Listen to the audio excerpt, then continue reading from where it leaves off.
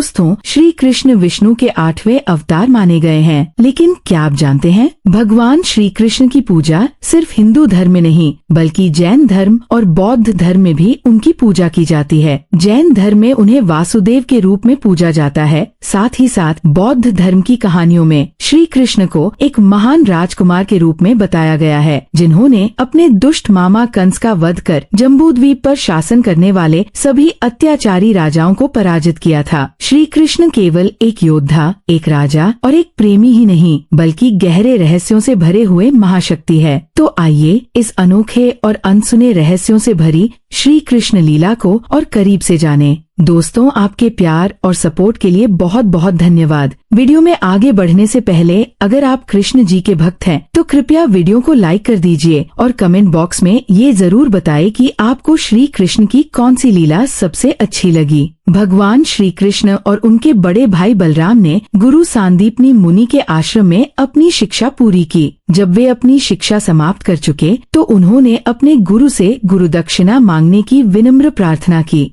जिसे सुन गुरु सांदीपनी मुनि ने उत्तर दिया, यदि तुम सच में मुझे गुरुदक्षिणा देना चाहते हो तो मेरे खोए हुए पुत्र को लौटा लाओ, जो प्रभास क्षेत्र के पास समुद्र में खो गया था। भगवान श्री कृष्ण और बलराम प्रभास क्षेत्र के लिए निकल गए ताकि वो पता लगा सके कि आखिर उनका पुत्र खोया कैसे। प्रभास क्षेत्र पहुंचने के बाद वो जान सके कि गुरु का पुत्र एक शंख के भीतर छिपे दैत्य पंचजन्य के कब्जे में है। उन्होंने उस दैत्य का वध किया और पंचजन्य शंख को लेकर यमराज के पास गए। वहाँ उन्होंने यमराज से गुरु के पुत्र को दोबारा जिंदा करने की प्रार्थना की। भगवान श्री कृष्ण के आग्रह को यमराज मना नहीं कर पाए और गुरु सांदीपनी मुनि के पुत्र को दोबारा जीवन प्रदान कर दिया। पांडव पुत्र अर्जुन और बलराम की बहन एक दूसरे से प्यार करते थे। जब उन्होंने सुना कि भगवान बलराम अपनी बहन सुभद्रा का विवाह दुर्योधन से कराने की योजना बना रहे हैं, सुंदर और पराक्रमी अर्जुन भी बलराम की बहन सुभद्रा से विवाह करना चाहते थे। सुभद्रा से शादी करने के लिए उन्होंने एक योजना बनाई। अर्जुन ने सन्यासी का वेश धारण कर लिया, गेरुए वस्त्र पहन लिए और हाथ में त्रिदंड लेकर द्वारका पहुँचे। इस भेष में कोई भी उन्हें पहचान नहीं पाया। कुछ ही समय बाद भगवान बलराम ने इस विशेष सन्यासी को अपने महल में बुलाया और भोजन कराया। इस दौरान सुभद्रा और अर्जुन दोनों एक दूसरे को देखकर मुस्कुराते रहे। अर्जुन भोजन का आनंद ले रहे थे और अर्जुन और सुभद्रा दोनों मन ही मन एक दूसरे से विवाह करने का विचार कर रहे थे।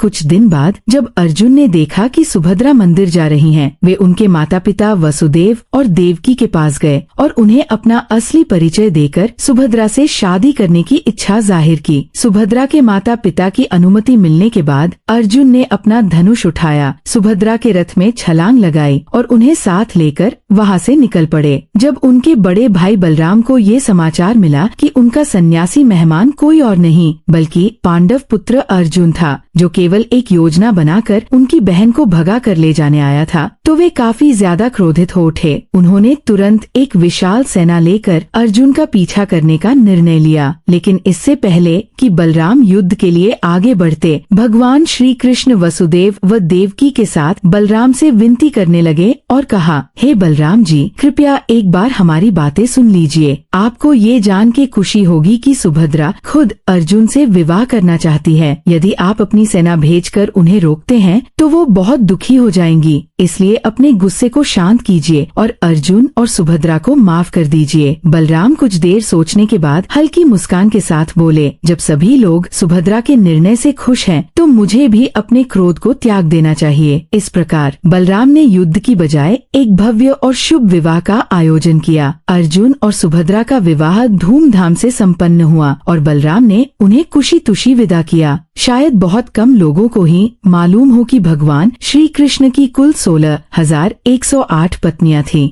इनमें से 8 पत्नियां प्रमुख थीं, जिन्हें अष्टभार्या कहा जाता है। ये थीं रुक्मिणी, जाम्बवती, मित्रविंदा, सत्यभामा, नागमजती, भद्रा, कालिंदी और लक्ष्मणा। अब आपके दिमाग में ये सवाल उठ रहा होगा कि बाकी के 16,100 महिलाओं से श्री कृष्ण ने विवाह क्यों किया? इसके पीछे भी एक कहानी है। भयंकर दैत्य नरकासुर ने 100 स्त्रियों को बलपूर्वक अपने कारागार में बंदी बना रखा था। जब भगवान श्री कृष्ण ने नरकासुर का वध किया तो उन्होंने उन सभी महिलाओं को मुक्त करा दिया, लेकिन जब वे अपने अपने परिवारों के पास लौटीं, उनके परिवार के लोगों ने उन्हें स्वीकार करने से मना कर दिया। समाज की क्रूरता और उपेक्षा देखकर वे सभी स्त्रियां बहुत ही दुखी हो गईं। उन्होंने श्री कृष्ण से प्रार्थना की कि अब उनके पास मरने के अलावा कोई रास्ता बचा नहीं है। भगवान श्री कृष्ण ने उनके सम्मान और गरिमा की रक्षा के लिए उन सभी से विवाह कर लिया। ये विवाह प्रेम या सांसारिक संबंधों के लिए नहीं, बल्कि उन महिलाओं को समाज में सम्मान दिलाने और उनकी प्रतिष्ठा को बचाने के लिए था। जरासंध, जो पहले ही 17 बार श्री कृष्ण के हाथों पराजित हो चुका था, एक बार फिर मथुरा पर आक्रमण करने आ पहुंचा। परंतु इस बार श्री कृष्ण ने युद्ध को टालने की कोशिश की। वह जानते थे कि जरासंध से बार बार युद्ध करने से समय और संसाधनों की हानि होगी, इसलिए उन्होंने और बलराम ने युद्ध भूमि से हटने का निर्णय लिया ताकि जरासंध वापस चला जाए और युद्ध को टाला जा सके। जब जरासंध ने देखा कि श्री कृष्ण और बलराम युद्ध क्षेत्र से चले गए हैं, तो उसने उन्हें रणछोड़ कहकर उपहास किया। लेकिन श्री कृष्ण के लिए ये अपमान नहीं, बल्कि एक कुशल रणनीति थी। वे और बलराम प्रवर्षण पर्वत की ऊंचाई पर चले गए। क्रोधित जरासंध ने पूरे पर्वत को तेल से जलाकर आग लगा दी, ये सोचकर कि श्री कृष्ण और बलराम भस्म हो गए होंगे, मगर ये भी श्री कृष्ण की ही योजना का एक हिस्सा था। वे और बलराम दूर कूदकर सुरक्षित स्थान पर पहुंच गए। जब जरासंध को लगा कि श्री कृष्ण और बलराम अग्नि में जलकर नष्ट हो गए, तो वह खुशी खुशी अपने राज्य लौट गया। इस प्रकार बिना एक भी शस्त्र उठाए, बिना रक्त बहाए, श्री कृष्ण ने अपनी बुद्धिमत्ता और चतुराई से विजय प्राप्त कर ली और सुरक्षित द्वारका लौट गए। श्री कृष्ण केवल युद्ध कला और राजनीति में ही नहीं, बल्कि अपने शरीर के लिए भी प्रसिद्ध थे। उनके शरीर का एक रहस्य ये था कि वे अपनी योग शक्ति और कलारीपट्टू विद्या के माध्यम से इसे मनचाहा रूप दे सकते थे।